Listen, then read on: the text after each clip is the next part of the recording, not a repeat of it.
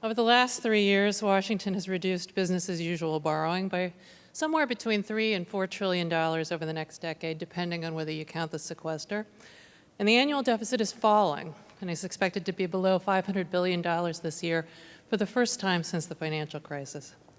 Policymakers have largely declared victory and are ready to move on to other issues. Right now, in fact, we're arguing over whether to spend $300 billion on expired tax breaks or just $85 billion. So the question is, what are the economic implications of carrying a debt that now stands at $17.5 trillion? And are there still compelling arguments to act on deficit reduction? Well, I think there are. There are three big economic challenges facing the country. One is, of course, recovery. The second is long-term growth. And the third is balance. And the last is very important for the other two. It's interesting, all the attention in Washington on both sides has been focused on the near-term fiscal situation, which was never really the big issue. The big issue is long-term. And I think Pete Peterson had it exactly right in his introduction, that this is about future orientation versus past orientation. And we risk becoming a nation of entitlements and interest payments, not able to make the investments in our long-term future. The numbers are staggering, but I think the bigger question are the choices it implies for the American people about growth and about what we expect government to be and do. How to get elected officials to embrace that, I don't know. Alan? Well, I think we have a window where we can act. I think our problem is not the near-term deficit. It's the intermediate and the long term. We have it within our means to address it. I think the outlines were there in Bowles-Simpson and in grand bargain negotiations, which the president kept in his budget for an additional year. As being a small part of that process, it felt like the only people who were interested in reaching a grand bargain were the president and then John Boehner until he went to Plan B. I don't know if people have declared victory, but they certainly have moved on. And we do have this window because interest rates are still low. I think one way in which the public will feel the large debt that we've accumulated is by higher interest costs once we get back to full employment, which could be 2-3 years. That may be an impetus to act. And I think at that point also politicians will see some benefit from acting because interest rates presumably would come down the way that they did in the early 90s. As advisors to presidents and presidential candidates, do you see this being a driving issue in the 2016 campaign? Will we return to it politically, or is it going to take an external force like rising interest rates to compel action? Well, I think it's a bit of both. I think we will already see the beginnings of normalization of the term structure of interest rates around the time of the campaign. And I think you will see both major party candidates telling this story in their own way. I think the easy part about this, as Alan suggested, or easier part about it, is that the changes that need to happen don't have to happen today. And it's always easier for politicians to legislate things going down the road. And we shouldn't be so skeptical about that. The 1983 Social Security reforms happened gradually. There was an impetus to make them happen, and they did. So I'm with Alan on this. I do think there will be some pressures that bring people to the table. Well, I think it will take an action-forcing event. It could be the Disability Insurance Trust Fund being exhausted. It could be higher interest rates. But one of the worrisome things that we've seen over the past few years is that Congress imposes action-forcing events on itself and then doesn't take action. Or worse yet, goes to the default of the sequester, which is certainly, I think, wide consensus in the wrong direction for the economy. So I guess my fear is we've reached a point of dysfunction where even the normal type of action-forcing event would not force action. In the meantime, both parties have largely turned their attention to creating economic growth, which I'm not sure we know how to do, but Republicans think it involves cutting taxes, tax reform. Democrats think it involves investment in the economy and education in particular, in infrastructure. Is this pivot at this moment the right idea?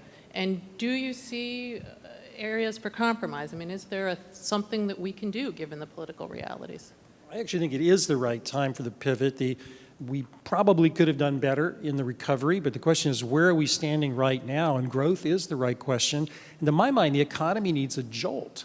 And the jolt would be something that improves business people's long-term confidence. That would be tax changes, tax reform, trade reform, immigration reform, but yes, also public spending. I mean, I felt in '08 and still feel now that we need a long-term infrastructure commitment. The mistake, I think, that was made was looking for temporary, shovel-ready projects as opposed to a long-term commitment that gets business people going. So I think there's the room there for a compromise if we pivot to growth. You're right, we don't know exactly what will work, but I, for one, am not willing to accept the notion that we're in a permanently slow growth era.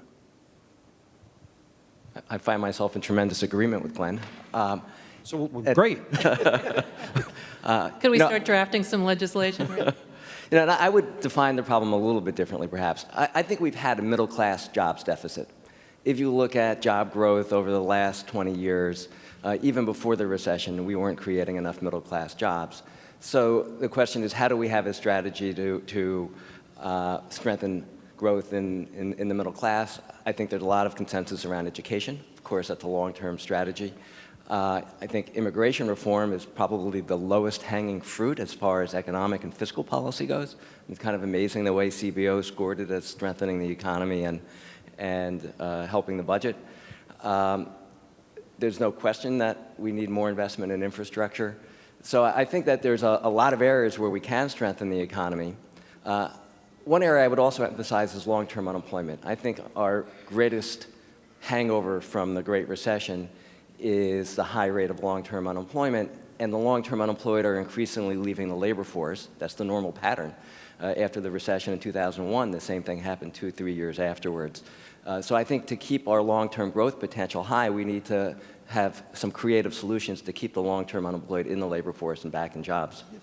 You both have written at some length about this issue. Could you talk about what we could do to address that, and what are the consequences of not addressing it? Well, I think Ellen raises an incredibly important point because, first of all, it's a social problem for the country. The decline in the labor force participation rate since the onset of the crisis isn't just a story about demography and the elderly.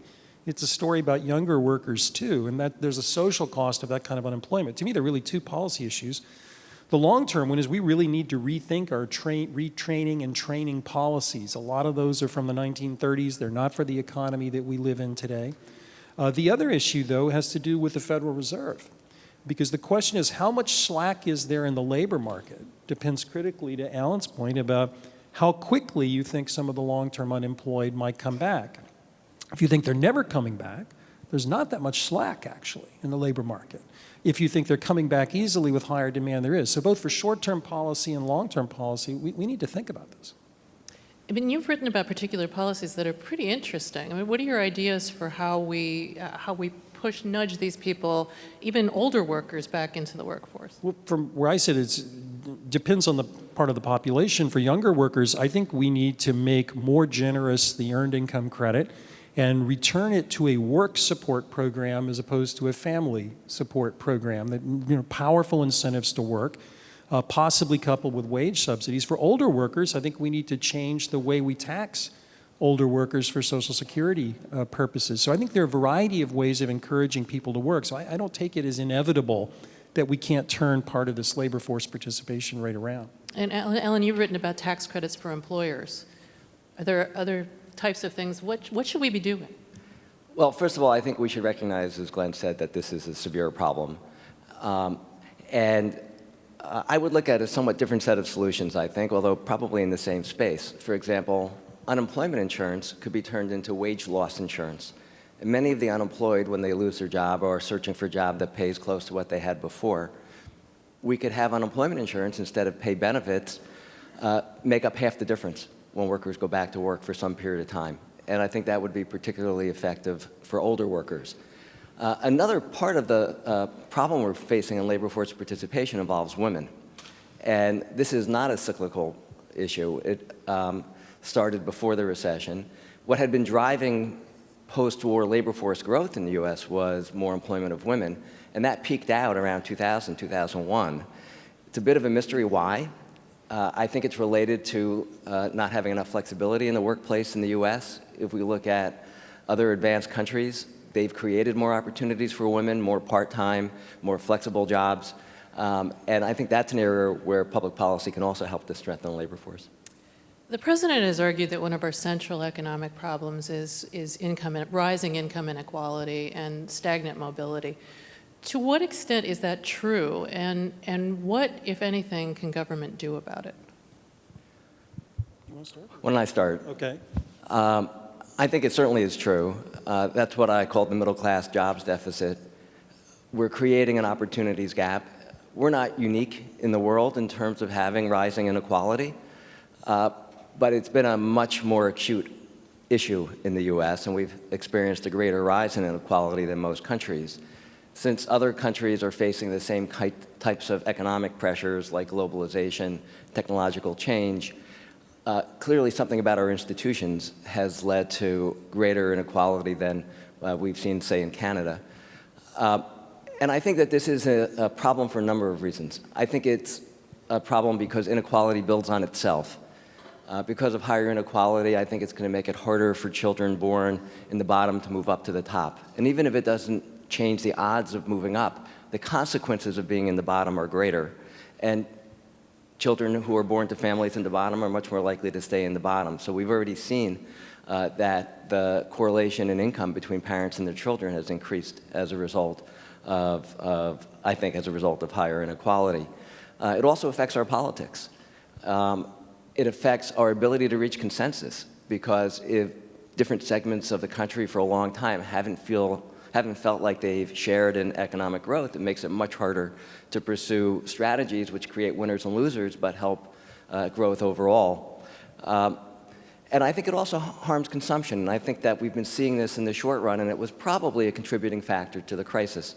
The fact that middle-income families didn't keep up in terms of their income, but they wanted to keep up their consumption. That led to excess debt. Now, I think there were a lot of factors that contributed to the crisis. But we're certainly now in a situation where family spending has come back down to earth. And one of the aspects that has made this a weaker recovery than the average post-war recovery is that consumer spending, especially on discretionary items, especially on services, has been very weak. Durable goods consumption has been relatively strong. Business investment's been okay in equipment. So I think given differences in marginal propensity to consume between higher income families and middle income families, that's going to be a drag on consumption. And I think we're seeing those effects already. I think there's a big difference between the diagnosis and what to do about it. So I absolutely agree with Alan that there are forces in the world, mainly technological change and globalization, that are driving income inequality. And the way I think about it for the U.S. is, would I like to see 50 more people like a Bill Gates or a Steve Jobs in our country? I think the answer to that is yes, at least from where I sit. That would definitely worsen inequality. And so the question is, how do I think about this? To me, the real question is about mobility. And we do know frustratingly that mobility hasn't really improved in the U.S., according to recent research. And this is something that ought to frustrate our elected officials and ought to frustrate economists, and it's what we ought to be spending our time on. And to me, that's about education, it's about training, it's about work support. So I agree that we have an issue to talk about, but if this is ineluctably being drawn to a question of taxation of the well-to-do, I think we're missing the point. Because other than, leveling off the top trees in the forest, that's really doing nothing to help the mobility problem. And yet at the same time, it seems that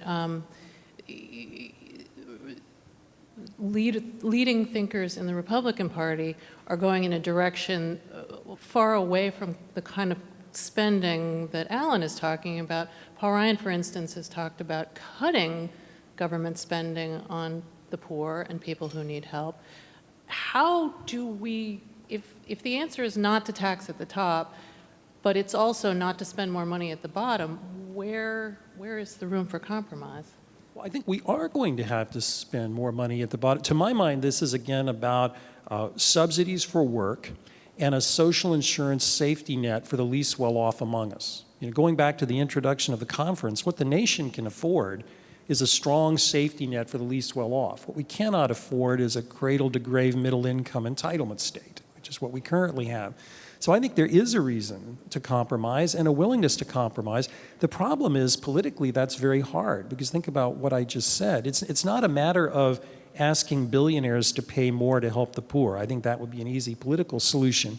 It's also asking middle-income people to make some changes in entitlements. That's why this is so hard. And I guess I would say it's even harder than Glenn's description implies, because it's not only a matter of the bottom not keeping up now, it's also a matter of the middle not keeping up, which is a much harder problem to address, I think. And I think that the factors that have caused the rise in inequality go beyond technological change and globalization. As much as anybody, I've written that technological change has played a major role. On the other hand, we've had a weakening of institutions. Labor unions have been weakened. The value of the minimum wage after inflation today is lower than it was when Ronald Reagan was president. So we've had a set of institutional changes that have also contributed to the rise in inequality. I think some of the norms at work have changed. It's become acceptable to have much wider pay differentials at work, and I think that actually harms productivity. And I think more enlightened businesses are recognizing that they can do better with pay compression. They all do better. And I think fundamentally it's going to take the private sector to respond. You know, the rise in inequality came about mainly because of changes in private sector compensation practices. I think the norms have changed. I think maybe tax policy changes contributed to that. But I do think that it's possible to see some changes take place without public policy, just using the bully pulpit. Both parties have called for tax reform, but I think they mean very different things by that.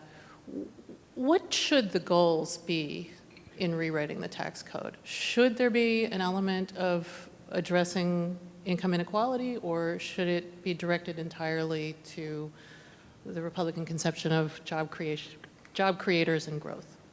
Well, I hope job creation and growth isn't a Republican conception. I hope it's a national one. And to me, the goal of tax reform would be to increase economic growth. If we want to redistribute, we can and do it greatly on the spending side.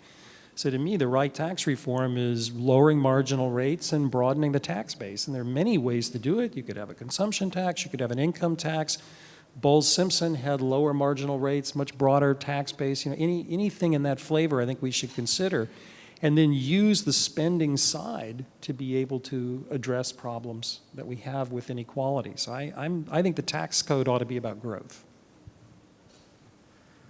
Well, I think there's certainly a lot of space to improve the tax code, but tax code is also about paying for the functions that the public wants the government to provide, and we have to make sure that it does raise enough revenue to do that.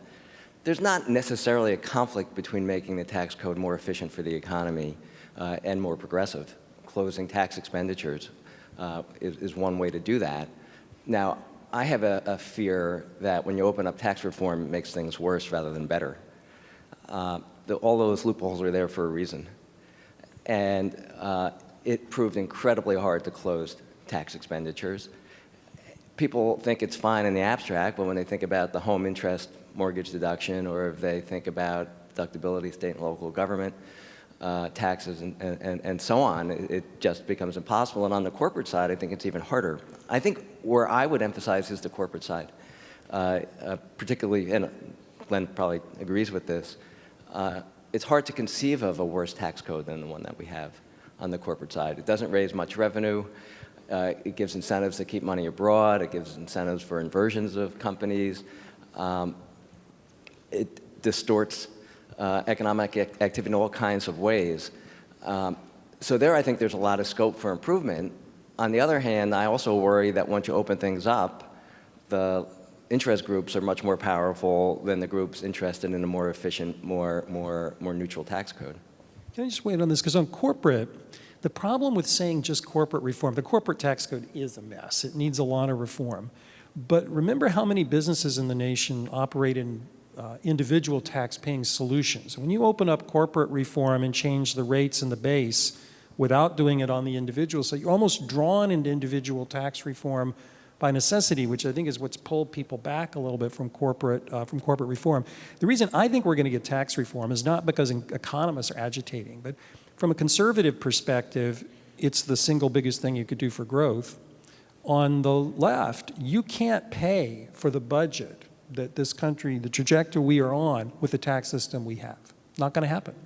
Because the most it can raise is 18, 19%. of GDP, maybe a little bit more. I think the highest may have been close to 20. So if we want to stay on this budget path, we have to change the tax system anyway. So no matter what your objective is, you're going to come to the table. Well, that gets to the complicated question of whether we raise additional revenues in tax reform, which, has been the political sticking point for the past so many years. How do we, I don't think Democrats are willing to accept dynamic scoring, or at least so far have been unwilling to do so, and Republicans have been unwilling to accept tax hikes. So how do we bridge that gap? I don't even think taxes is the first order fiscal policy question is how much do you want to spend? Because Alan was right. Once you set that, you have to have a tax system that can raise that. So if as a country we want the budget path we are now on, we will have to pay more. I don't think that's the right path, and I think we ought to make changes. But we ought to answer that question first, then you can answer the tax question. Care to jump on that one? Well, I think the country has spoken. I think the country doesn't have too much interest in cutting back on entitlements. On the spending side, and maybe this changes the subject a little bit, one development which is worth emphasizing is the slowdown in the rate of growth of healthcare costs. And the budget outlook looks better. It's not solved, but it looks better because healthcare costs have been growing more slowly. The further we get away from the recession and the more it persists, it suggests it's a structural change.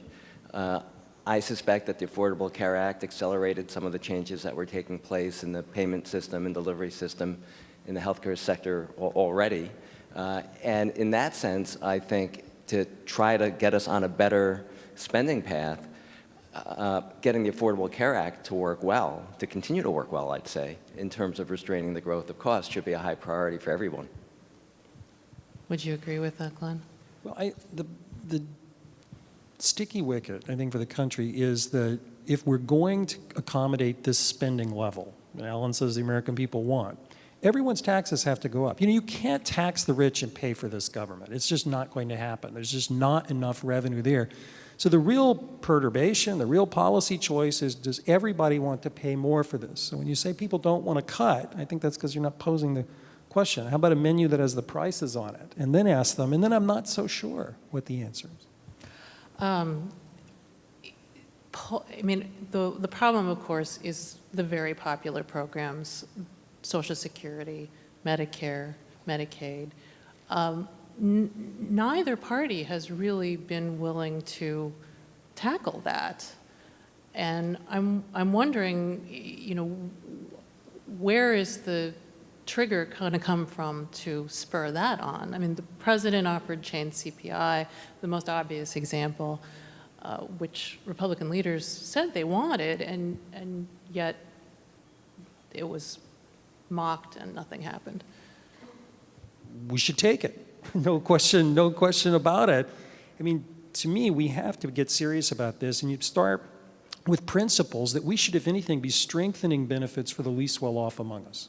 And we can afford to do that. And there are many plans that would scale back benefit growth for upper middle income and upper income households. It's actually not that hard to do. And I think if we can focus this on that's where the adjustment is as opposed to low income people, we should be able to do this.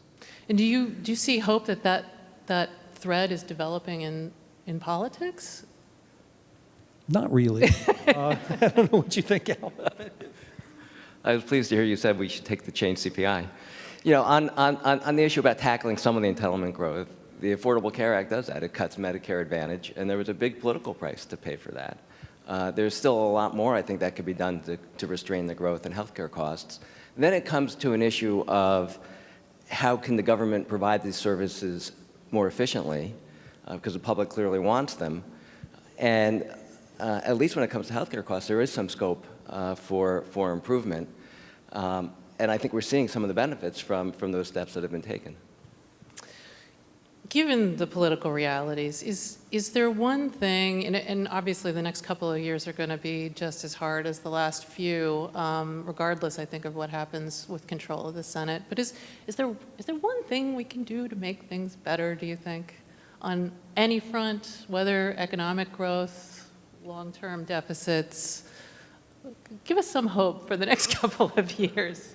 My hope would be, I think what Alan mentioned earlier, which is immigration reform as being the most obvious. It should be in both sides' economic and political interests to accomplish that. And it would provide a signal far beyond immigration reform that says, look, we can talk about big things that are contentious and come to a solution. If we get one of those through, maybe we get others. But that seems to me the most plausible of all the ones we've talked about. I agree with that completely. For a long time, I held out hope for infrastructure investment. And, you know, Republican congressional districts, they have roads that need repair. They have ports that they want to expand. You look up the eastern seaboard, and everybody wants to deepen their ports to accommodate the larger ships coming through Panama in the future. But the dysfunction has prevented that. So it's hard to be terribly optimistic that Congress is going to achieve much that's big over the next couple of years. I think they'll probably do some things. I think the biggest thing they could possibly do is immigration reform. And what about in terms of, you know, some kind of effort at spurring economic growth? Is there a tax credit? Is there something that you could see the parties agreeing on? Well, I mean, tax reform would be an obvious thing, and I agree with Alan, the corporate tax code is the right place to start. I'm just not sure they'll come to agreement, because once you start getting in the middle of that, it does take you to the individual tax code pretty fast, and there I expect things will bog down. And are there consequences for waiting another 2 years? I mean... Missed opportunity. Missed opportunity. I think Glenn and I can certainly come to some agreements. We're not running for office. George Bush once said to me in an argument, I can see which one of us has life tenure. So politicians are on a different horizon. Well, with that, our time is about up. I very much appreciate you gentlemen taking my questions. And Thank you. Thanks Thank you, for Lori. being here.